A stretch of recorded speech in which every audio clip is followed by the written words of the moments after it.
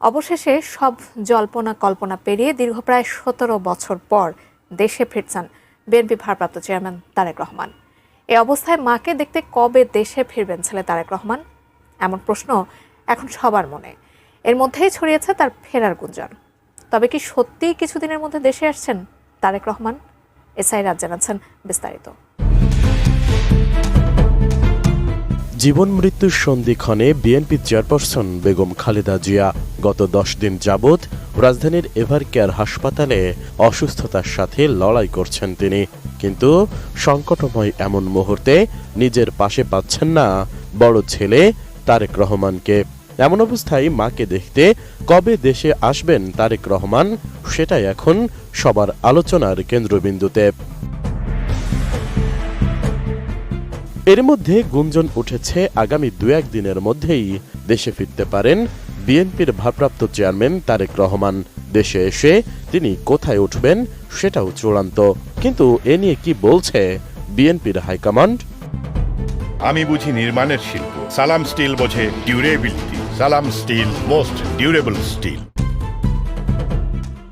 তারেক রহমানের দেশে ফেরার বিষয়ে ১ ডিসেম্বর রাতে গুলশানে বিএনপি চেয়ারপারসনের কার্যালয়ে অনুষ্ঠিত দলটির সর্বোচ্চ নীতি নির্ধারণী ফোরাম জাতীয় স্থায়ী কমিটির বৈঠক শেষে স্থায়ী কমিটির সদস্য সালাউদ্দিন আহমেদ সাংবাদিকদের জানান, খুব শিগগিরই দেশে ফিরবেন তারেক রহমান।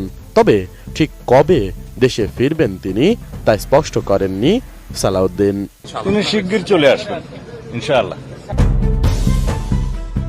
তারেক রহমানের দেশে ফেরা নিয়ে বিএনপির মহাসচিব মির্জা ফখরুল ইসলাম আলমগীরও বলেছেন, ভারপ্রাপ্ত চেয়ারম্যানের দেশে ফেরাই কোনো বাধা দেখছেন না তিনি। শুধু তাই নয়, আইন উপদেষ্টা অধ্যাপক আসিফ নজরুলও বলেছেন, তারেক রহমানের দেশে ফেরার ব্যাপারে কোনো আইনি বাধা আছে বলে তার জানা নেই। তিনি উপযুক্ত সময়ে দেশে ফিরে আসবেন। তিনি দেশে ফিরলে তার নিরাপত্তা নিশ্চিতে সর্বোচ্চ সহযোগিতা করা হবে বলেও আশ্বাস দেন এ উপদেষ্টা। জনাব তারেক রহমানের বাংলাদেশে আসার ব্যাপারে কোনো রকম আইনগত বাধা আছে বলে আমার জানা নাই। আর যদি কোনো বাধা থেকেও থাকে, এটা অবশ্যই আমরা জানলে ওনাকে সর্বোচ্চ সহযোগিতা করব। যদিও তারেক রহমান কয়েকদিন আগে এক স্ট্যাটাসের মাধ্যমে নিজেই জানিয়েছেন দেশে ফেরার বিষয়টি তার একার সিদ্ধান্তের বিষয় নয়। এর মধ্যেই সামাজিক যোগাযোগ মাধ্যমে তার দেশে ফেরার গুঞ্জন ছড়িয়ে পড়েছে। দলীয় সূত্রে জানা গেছে, তারেক রহমানের জন্য গুলশান এভিনিউয়ের ১৯৬ নম্বর বাড়ি প্রস্তুত করা হয়েছে।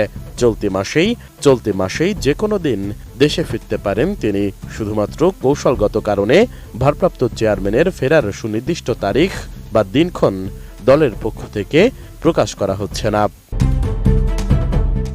এদিকে বিএনপি চেয়ারপারসন ও সাবেক প্রধানমন্ত্রী খালেদা জিয়াকে অতি গুরুত্বপূর্ণ ব্যক্তি ঘোষণা করেছে অন্তর্বর্তী সরকার। জানা গেছে, সাবেক প্রধানমন্ত্রীর জন্য বিশেষ নিরাপত্তা বাহিনী স্পেশাল সিকিউরিটি ফোর্স নিয়োগ দেওয়া হয়েছে।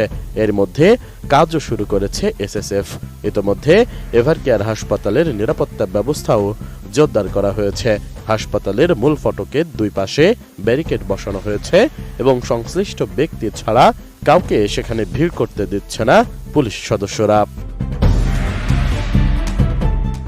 এসআই রাজ, এটিএন নিউজ, ঢাকা।